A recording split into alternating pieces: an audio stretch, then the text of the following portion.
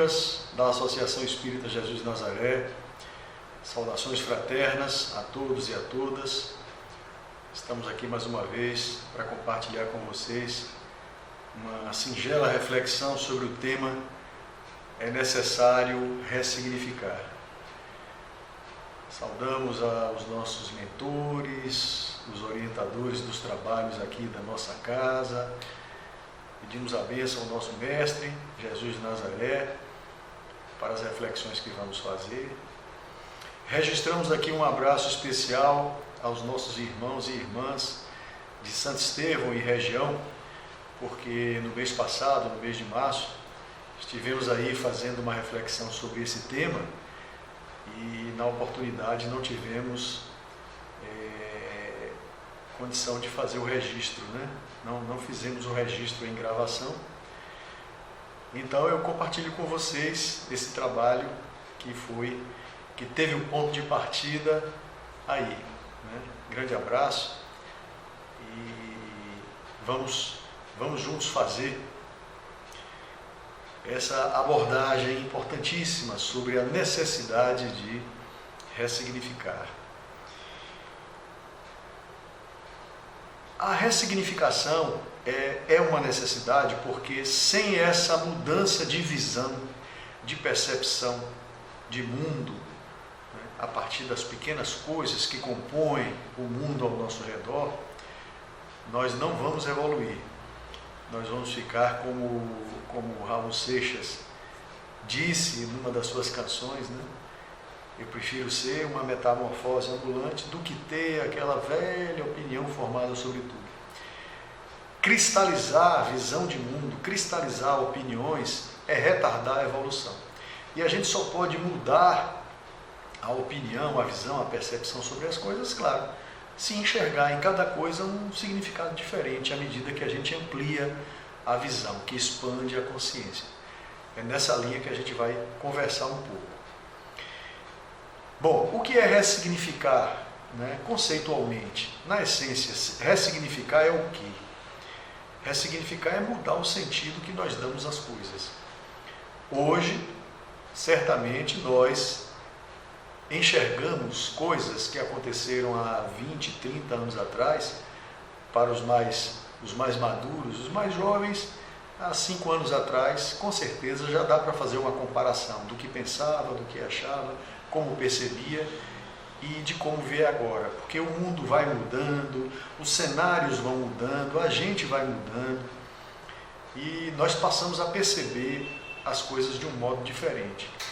Isso é ressignificação, isso é evolução, né? Ressignificar é compreender pontos que nos pareciam obscuros, né? E aí a gente se refere a tudo, se refere ao sofrimento, se refere à felicidade, para melhor desenhar, arquitetar o nosso futuro. Nessa linha a gente pode falar de traumas que aconteceram, né? Acontecimentos infelizes que deixaram mágoas, deixaram marcas doloridas, né, no nosso passado. A gente pode aprender a ressignificar sem esquecer, porque é impossível esquecer, mas dar um significado diferente para que a gente possa seguir e aprender até mesmo com esse trauma, essa dor, né? Felicidade, como a felicidade é relativa, o nosso querido Evangelho segundo o Espiritismo, no capítulo 17, fala que a felicidade é relativa ao grau de consciência de cada um. E que é possível ser feliz na Terra, proporcionalmente ao que nós conseguimos entender por felicidade. Muitas coisas que foram motivos de felicidade para mim há 10 anos, já não são mais.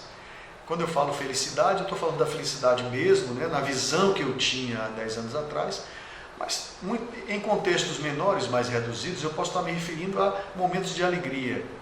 Coisas que me davam alegria, né, prazeres que eu tinha há 10 anos atrás, tanto no contexto social como no contexto de trabalho, coisas que antes preenchiam minhas expectativas para me trazer alegria, bem-estar, felicidade. Hoje em dia, né, muitos desses pontos já não fazem o menor sentido para mim.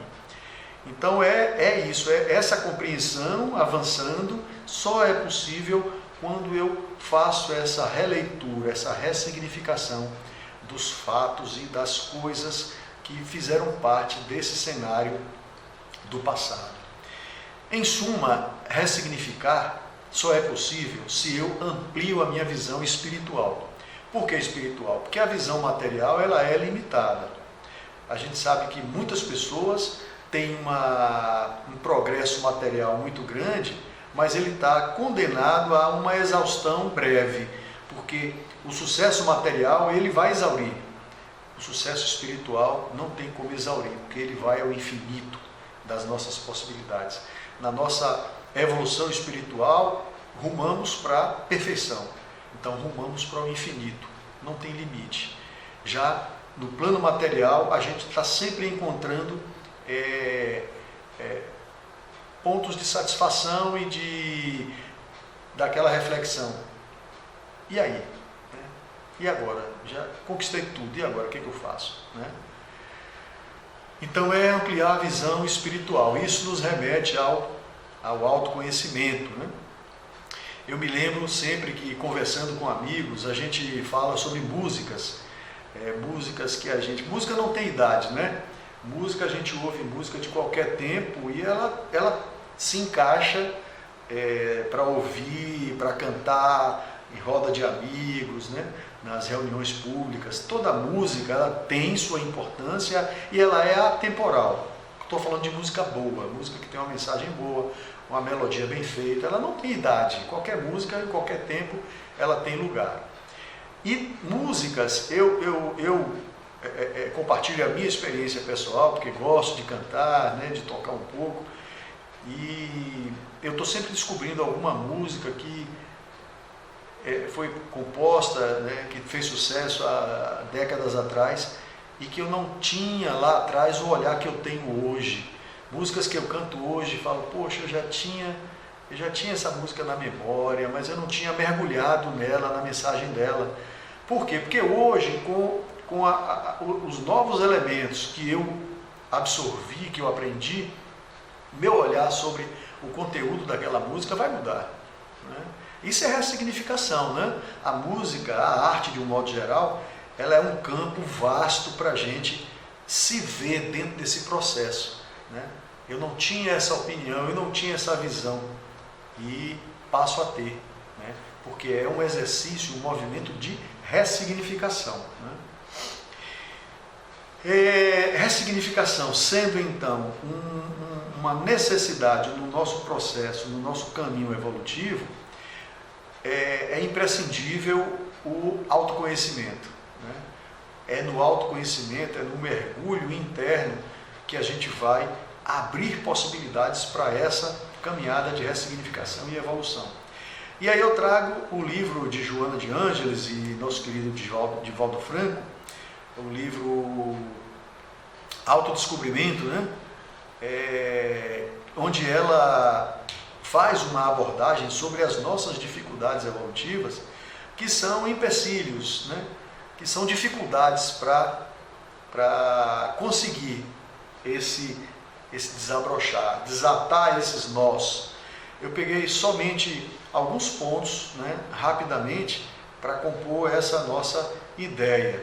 Lá na introdução do livro, Joana de Ângeles diz que a psicologia espírita demonstrou que, sem uma visão espiritual da existência física, a própria vida permaneceria sem sentido ou sem significado. Ratificando o que eu falei antes, né? Para que a gente expanda a nossa percepção de mundo e assim encontre sentido, né? Significado na vida, a gente precisa ter essa predisposição espiritual de enxergar o mundo e as coisas. E ela vai destacar várias dificuldades que nós temos no nosso dia a dia, que se trabalharmos para eliminarmos essas dificuldades, nós vamos ter uma porta aberta para essa facilidade maior de ressignificar as coisas, né, melhorar a nossa compreensão de mundo e evoluir com mais facilidade. Eu destaquei algumas porque não dá para falar, né, tudo, infelizmente, tudo que eu gostaria, né? Mas pelo menos 5 pontos interessantes aqui, que são dificuldades que nós temos no processo de ressignificação. Primeiro, tomar consciência das próprias possibilidades, evitando os conflitos de natureza destrutiva. Muitas vezes nós deixamos de avançar porque desconhecemos nossos próprios potenciais, nossas próprias possibilidades. Então, a insegurança vem desse desconhecimento, né? A gente aumenta a segurança naquilo que vai fazer, que vai desempenhar, a partir de um autoconhecimento bem realizado, né? Bem conduzido. Então, resistir a esse autodescobrimento, na visão de Joana de Ângeles, nesse livro aí, uma dificuldade que nós precisamos vencer, né? Mergulhar no autodescobrimento, que é um ensinamento milenar. Sócrates já falava, o conhece-te a ti mesmo, o Buda também já falava na autoiluminação. Então esse caminho de autoconhecimento, de autofortalecimento, vai ao encontro do que Jesus fala, né? Sois deuses, está escrito na lei, sois deuses, podeis fazer as minhas obras e até mais. Então, temos essa semente em nós, esperando apenas o nosso trabalho em prol de nós mesmos para que ela germine e se desenvolva. Segundo destaque, dificuldade, né? Não perceber que a vida é mais utilitária em níveis psíquicos mais elevados. Nós, de uma forma assim compreensível, estamos sempre esperando compensações, retribuições. E isso é normal, porque nos planos mais avançados as compensações também existem. Aliás, vale destacar que o nosso Evangelho segundo o Espiritismo tem nos diversos capítulos palavras de incentivo ao esforço pela evolução, dizendo que não desistamos do trabalho, não esmoreçamos, porque a recompensa será o cêntuplo daquilo que a gente imagina. Essa palavra, inclusive, é utilizada simbolicamente, porque não é questão de quantificar, qualificando, né? A recompensa numa proporção maior do que a que a gente imagina. Então ele usa lá, né? Trabalhar, né? Perseverar, e a recompensa será o cêntuplo. Só que a recompensa ela é proporcional ao nível de consciência de cada um. Se nós aqui temos uma recompensa, uma exigência naquele toma lá da cá, né? O que eu vou ganhar com isso, ou quanto eu vou ganhar com isso, essa quantificação é própria do nível de consciência que nós temos. Nos níveis mais avançados, onde essa quantificação perde espaço para a qualificação, para as coisas espirituais, o fazer o bem sem olhar a quem, conseguir conquistar a satisfação sem a necessidade de cobrar nada, o benefício vem automaticamente, que nem a gente sente quando ajuda alguém, quando faz o bem, a gente sente bem, né? Aquilo é uma sensação que digamos assim, é o cheiro das compensações futuras, uma pequena amostra do que nos espera em termos de recompensa. Então, a vida é utilitária em todos os níveis. O nosso querido Pietro Baldi, né, espiritualista, cristão, filósofo, nos seus livros, ele fala o tempo todo, a vida é utilitária, né? Um pouco o encontro da lei de causa e efeito, né? Ou no ditado espírita, né? A semeadura é livre, mas a colheita é obrigatória, que está no Evangelho também, né? Aquilo que semeares, isso mesmo ceifarás. Então, é esse contexto de utilidade, de utilitarismo, que a gente precisa perceber em níveis mais avançados, com muito mais qualidade, muito mais intensidade, coisas que a gente não entende, parecido com aquela passagem de Jesus com o moço rico, quando ele fala para o moço rico, vende tudo que você tem, vem, me segue, eu vou te dar um tesouro muito maior. Ele não compreendeu, normal, porque naquele nível de consciência, o que dava satisfação e felicidade para ele era a posse, era a riqueza material. Jesus convida ele para um nível de consciência mais elevado e ele não entende. naquele momento lá não entendeu. Imagino que em 2000 anos ele já esteja no nível, né, lá adiante, né? Imagino eu. Mas enfim, essa consciência é fundamental no processo de ressignificação. Terceiro destaque, nós temos a mania de querer aplicar a situações novas as mesmas soluções que usamos nas antigas. Nós somos adeptos aí, né, em muitas situações, do copiar, colar. Copiar, colar. Ah, vou fazer do mesmo jeito. Não funciona. No dia a dia, a gente aprende com a situação anterior, mas não é para repetir do mesmo jeito. Primeiro, porque a nova situação não é exatamente igual à anterior. Segundo, porque nós já agregamos outras coisas, aprendemos outras coisas. Então, circunstâncias são diferentes, eu sou diferente. Em que vai me ser útil, então, ter sido bem sucedido numa situação anterior? Maturidade, visão, para que eu possa ter a condição de, numa situação nova, estar apto a enfrentar e solucionar. Mas não fazer do mesmo jeito como muitas pessoas querem, né? Querem copiar, colar. E aí, muitas vezes, né, como quase sempre acontece, vai dar errado. Quarto destaque que eu fiz aqui é não compreender a diversidade. É uma dificuldade muito grande que nós temos. Nós não somos iguais, né? A diversidade no nosso mundo é total. As milhões e milhões de espécies de plantas, as milhões e milhões de espécies de seres vivos. Nós, humanos, não somos iguais, né? A gente costuma dizer, Deus não faz cópias, cada ser é diferente um do outro, né? Espíritos das mais diferentes ordens convivem aqui lado a lado. Nós temos desde as pessoas que promovem o bem, pregam o bem, dão bons exemplos, aos outros, né, que promovem a guerra, que são insensíveis à morte de civis. Então são espíritos de um nível de compreensão completamente diferente, estão convivendo no mesmo planeta. É o processo de misturar para que um aprenda com o outro. O mais adiantado, praticando a caridade, exercite a compreensão com aquele que ainda não compreende. O que não compreende, olhar o outro e progredir, evoluir por imitação. Como disse Paulo, né? Sede meus imitadores, como eu sou imitador do Cristo. É por imitação. Então, por essa razão, nós temos um ambiente na Terra de mistura total. Se somos diferentes, por que a gente tem uma dificuldade tão grande de aceitar o outro, se o outro é diferente? Ah, mas é porque às vezes ele vem todo extravagante, um cabelo pintado de verde, cheio de piercing. E daí? Diferença é a forma como ele quer se expressar, se portar. O que é que eu tenho com isso? Mas por que isso gera uma reação tão grande, né? Por que daí surgem os preconceitos, né? São limitações, são dificuldades de compreender a diversidade, né? O preconceito é fonte, é filho dessa dificuldade de entender, de compreender a diversidade. Quando a gente começar a ver que o mundo, o universo, é diverso em tudo, né?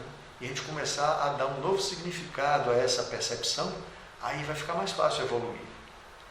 E por último, o último destaque que eu trouxe, dificuldade para fechar ciclos, né? Tudo é cíclico na vida, tudo é cíclico na vida, tudo tem início, meio e fim, que já automaticamente já começa um novo ciclo de início, meio e fim. Não existe pausa entre um ciclo e outro. São ininterruptos, consecutivos e ininterruptos, né? E por que às vezes eu fico com a dificuldade danada de fechar um ciclo? Eu, por exemplo, estou passando por uma experiência interessante, maravilhosa, né? Me aposentei no serviço laboral e inaugurei uma outra fase da minha vida, de trabalho, mas eu já sabia que ia ser assim e eu preparei isso aí. Quando eu vislumbrei o momento de me aposentar lá no meu trabalho formal, eu comecei há uns 20 anos já, eu comecei a desenvolver uma outra atividade que seria, no momento oportuno, seria o início do meu novo ciclo. Poucas pessoas fazem isso. Muitas pessoas que eu conheço, e vocês certamente conhecem também, nesse caso particular da aposentadoria, se aposentam e ficam boiando sem saber o que vai fazer. É necessário compreender a sucessão dos ciclos e aproveitar a beleza de cada um, de cada ciclo, de cada momento, né? E assim são os outros ciclos menores, né? Ciclos até dentro de um determinado trabalho. Você pega um trabalho para executar, as pessoas que trabalham como autônomos, né? Os profissionais liberais, eles sabem que todo trabalho tem início, meio e fim. E antes de terminar, ele já sabe o que ele vai fazer na sequência, né? Nessa sucessão de ciclos. A mesma coisa do lado afetivo, do lado intelectual. O que eu quero aprender? O que aguça a minha curiosidade? Né? O que me faz falta na compreensão de mundo? Vai ter ciclos também. Você vai iniciar um ciclo de início, meio e fim num determinado desenvolvimento de um estudo. Quando você se sentir satisfeito, você vai naturalmente iniciar outro. Essa dificuldade de compreender os ciclos da vida nos leva a um ciclo que é assim o que nós temos a maior dificuldade de compreender, que é o ciclo encarnatório. Nós temos uma encarnação, tem início, meio e fim, com o desencarne, e muitas pessoas sofrem doloridamente o processo da morte, por assim dizer, por não compreender que são ciclos, e que quando eu termino o ciclo encarnatório, já estou iniciando o ciclo na erraticidade, né? Lá no plano espiritual, onde eu vou avaliar o que aconteceu, eu vou preparar a próxima encarnação. Não para, são ciclos sucessivos, né? A gente precisa entender vencer essa insegurança que a gente tem, porque sabe que vai precisar inaugurar um novo ciclo. 2 exemplos aqui muito comuns nesse contexto é a síndrome do ninho vazio, que é o caso dos pais que, por falta de um projeto de vida, de autodesenvolvimento, de autoconhecimento, cuidam dos filhos, o que é normal, o que é salutar, o que é até uma obrigação cristã, mas num determinado ponto, os filhos se casam ou adquirem uma certa autonomia, vão viver suas vidas, e os pais que não se prepararam para esse encerramento do ciclo, continuam vivendo a vida dos filhos. Aí vem as distorções, né? Aí fica se metendo, fica dando opinião, se transforma numa pessoa chata, interfere na vida dos netos. Tem amigos e amigas que falam assim, não, avô não é para educar, avô é para fazer as vontades, quem educa é o pai e a mãe. Que coisa horrível, né? Que coisa, que falta de compreensão, de maturidade para entender que os ciclos se fecharam quando você deu ao seu filho, à sua filha, a condição dele andar sozinho, acabou o ciclo, inaugura uma outra fase, deixei de ser pai, deixei de ser mãe, passo a ser avô, é outro papel, tem avô que quer ser pai, tem avó que quer ser mãe, não entendeu a necessidade de encerrar um ciclo e iniciar outro com outro significado, ressignificar, né? É uma dificuldade.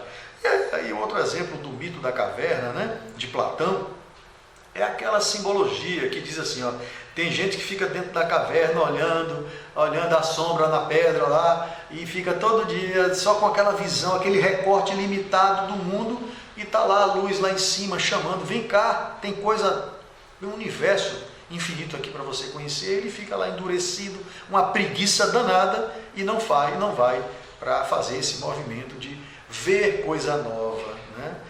Que vai dar nesse novo significado existencial também, né? Então, a importância de ressignificar pode ser muito bem utilizada com as experiências mal sucedidas, né?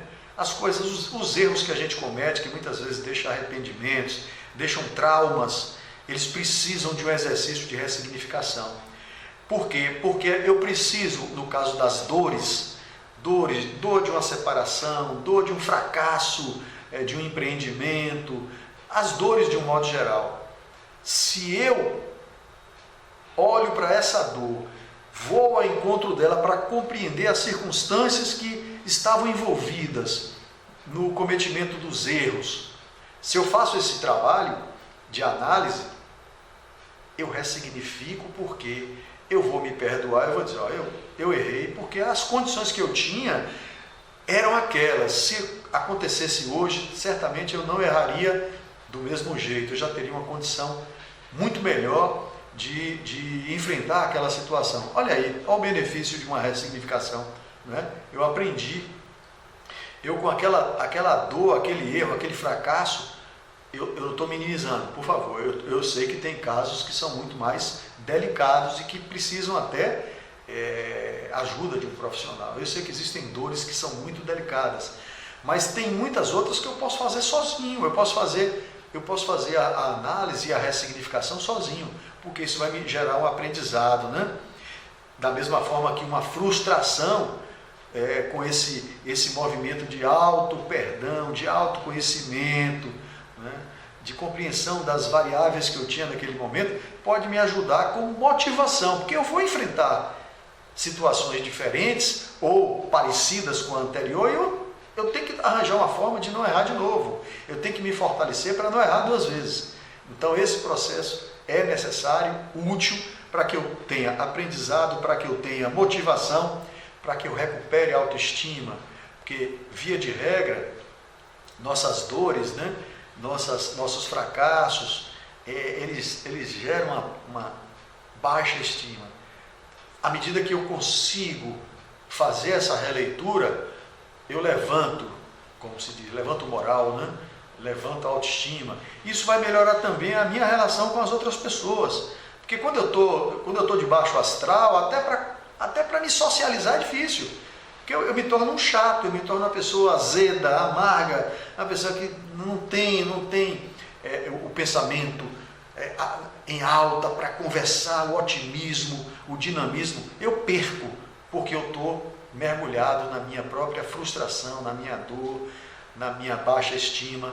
Esse movimento ele é fundamental para me ajudar no processo de integração social, de integração familiar, de ativação profissional, etc., né? Porque eu consegui vencer, né?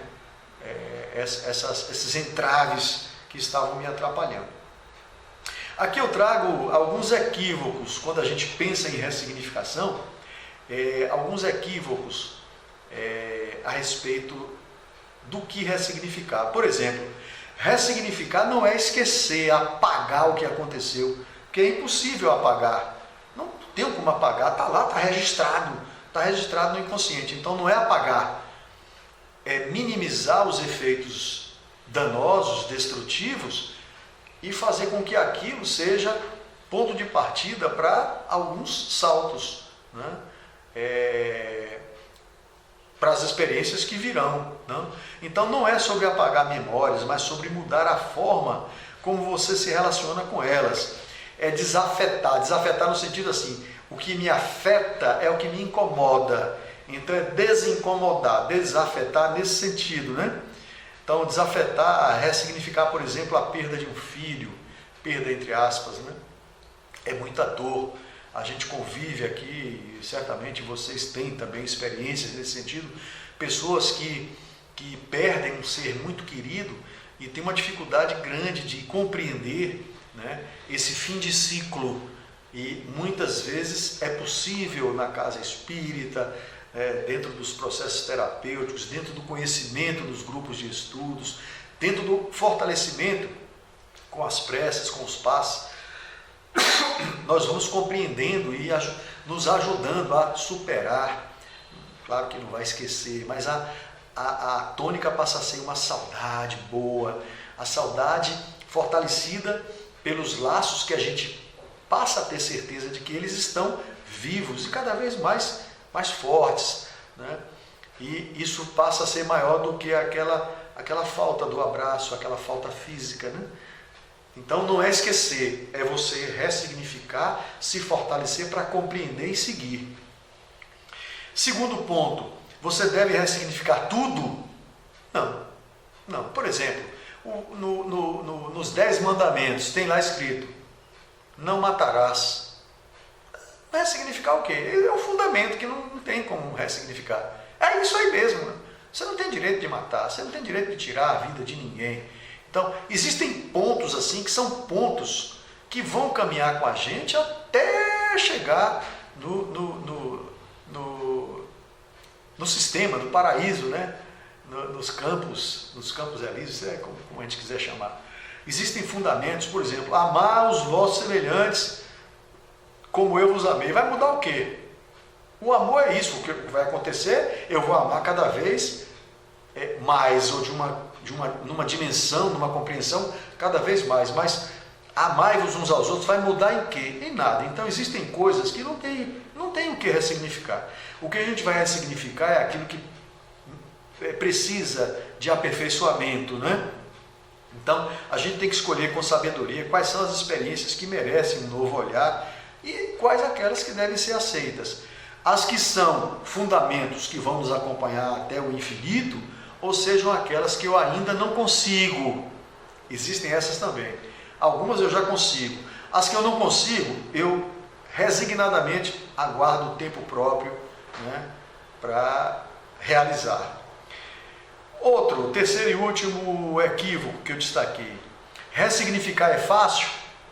Falando assim parece fácil? Claro que não é fácil, é muito difícil. Mas aí é que está o movimento que a gente tem que fazer. E o merecimento, a recompensa, será o centro, como eu falei, será o centro, será muito maior do que o que a gente imagina. O benefício espiritual que a gente conquista é proporcional ao esforço que a gente faz. Não é fácil, né? É desafiador e, embora possa ser libertador, pode também ser doloroso. É um processo gradual que requer paciência e persistência, sempre com o auto-perdão, aceitação e não resistência. Aceitação tem quase que um mantra, né? Que é falado nas reuniões de Alcoólicos Anônimos, nas reuniões espíritas a gente também às vezes menciona, para que a gente se coloque, se veja dentro das nossas possibilidades, que é a prece da aceitação, né? Senhor, dá-me serenidade para aceitar as coisas que eu não posso mudar. Dá-me coragem para mudar aquelas que eu já posso.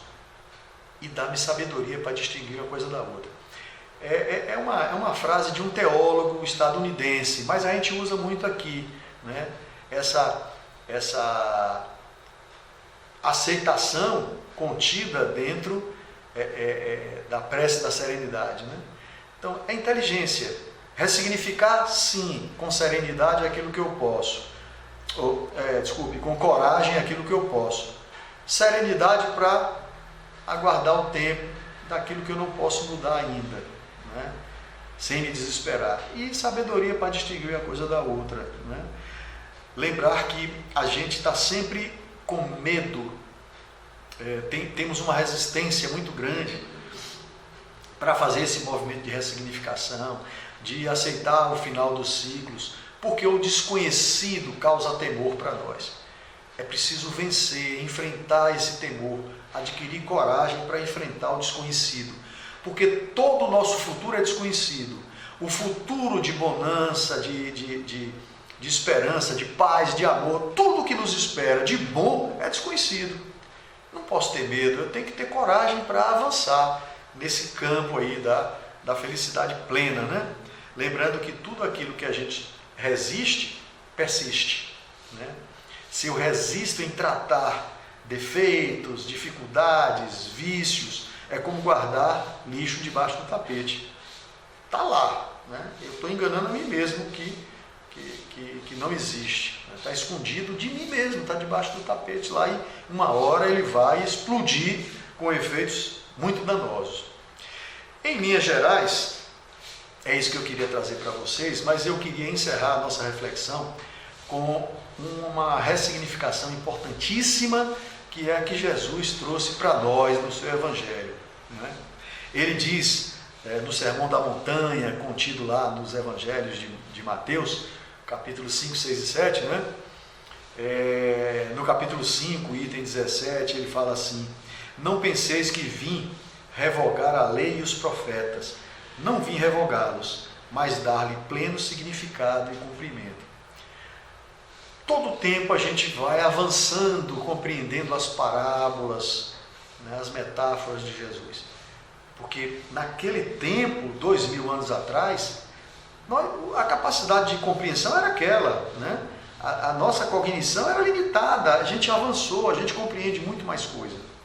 Então é necessário entender o Evangelho, entender o Velho Testamento com outro olhar, sem negar nada do que está escrito. Mas temos a possibilidade e até a obrigação amorosa de compreender os textos com outra visão, porque nós evoluímos, podemos ressignificar. Eu trouxe dois destaques, particularmente para fechar essa reflexão da gente, que são dois destaques que estão no Velho Testamento, em dois livros da Torá, no livro Levítico e no livro Deuteronômio. Vejam bem, no livro Levítico, capítulo 21, tem dois trechos que eu vou trazer para a nossa abordagem aqui. Levítico 21, versículo 1. O Senhor disse a Moisés, aí eu já pulei para o 9 para poder simplificar. Versículo 9. Se a filha de um sacerdote se tornar prostituta e desse modo se contaminar, também contaminará a santidade de seu pai e deverá morrer queimada. Deverá morrer queimada. Compreensão daquela época. Eu pergunto, a gente vai continuar com esse tipo de compreensão? É essa a compreensão que devemos ter? Interpretar o Velho Testamento ao pé da letra ou fazer um esforço de ressignificação, mantendo o texto, claro, mas compreensão avançada, porque avançamos, né? Morrer queimada, é o que está escrito em Levítico 21, versículo 9. Outro trecho do Levítico 21, no versículo 18, diz assim: nenhum homem que tenha algum defeito estará qualificado, seja ele cego, aleijado, mutilado ou deformado, ou tenha o braço quebrado. Ele descreve todas as possibilidades de um defeito físico que impede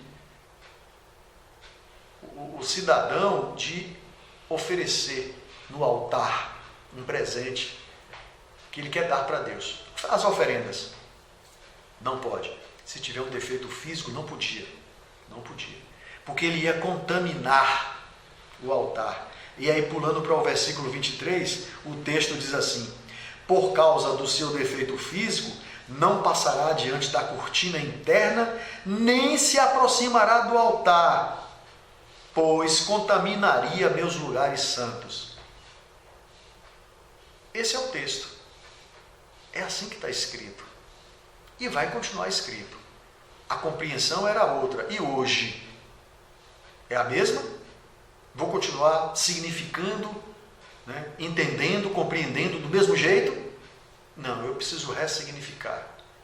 Eu preciso entender de uma forma diferente. Levítico. No Deuteronômio também, no capítulo 22 do livro Deuteronômio, está escrito lá, né, que se um homem encontrar uma jovem virgem que não esteja prometida em casamento e a violentar e forem descobertos, ele pagará ao pai da moça 50 ciclos de prata, moeda da época. Ele deverá casar-se com a moça, pois a violentou. Ele jamais poderá divorciar-se dela enquanto viver. Nos tempos de hoje é assim? Uma mulher é violentada por um indivíduo e ela tem que aceitar o seu próprio estuprador em casamento. E a punição dele é casar com ela.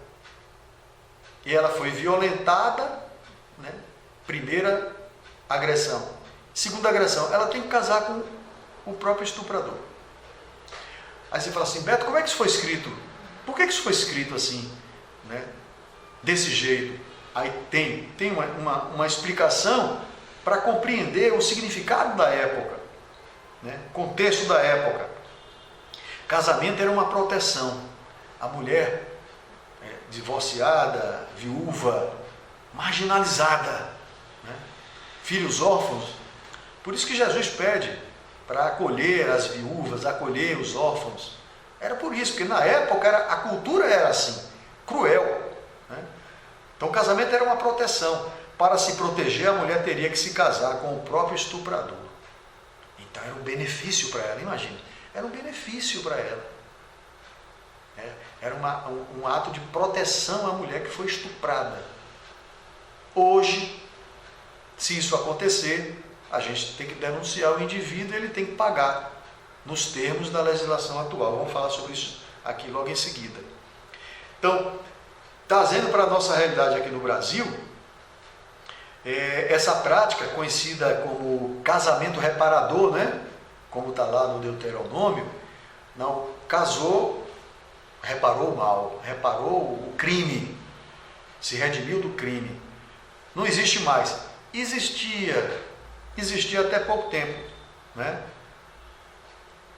Existia e foi abolida na nossa legislação em 2005.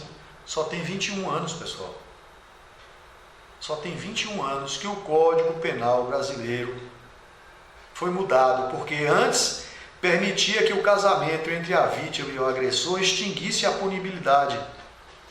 Ou seja, estuprou a pessoa, vai ter que casar, pronto, casou. Do ponto de vista do Código Penal, não seria processado e punido. Até 2005 era assim, não é mais.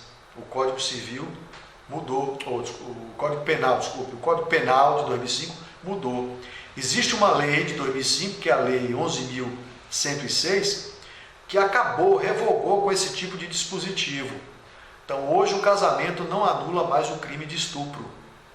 Não anula. Né? Mas ele casou, vai ser punido porque estuprou. Uma coisa não tem mais nada a ver com a outra. O estupro é um crime grave contra a dignidade sexual, punido com a reclusão de 6 a 10 anos, ou mais, se houver lesão grave ou morte, independente de qualquer união posterior. Né? E tem um dispositivo na lei que avança para estupro dentro do casamento. Forçar qualquer relação sexual, mesmo em relacionamento ou casamento, é crime de estupro qualificado na lei como estupro marital. Olha como mudou, olha a compreensão da época em que foi escrito o livro Deuteronômio, olha a compreensão de hoje.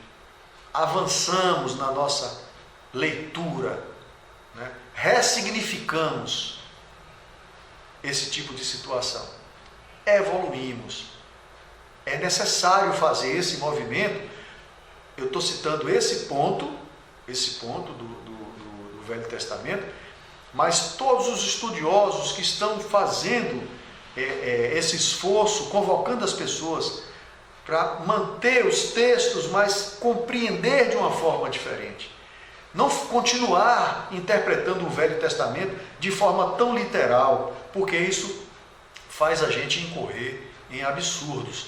É preciso ressignificar. Né?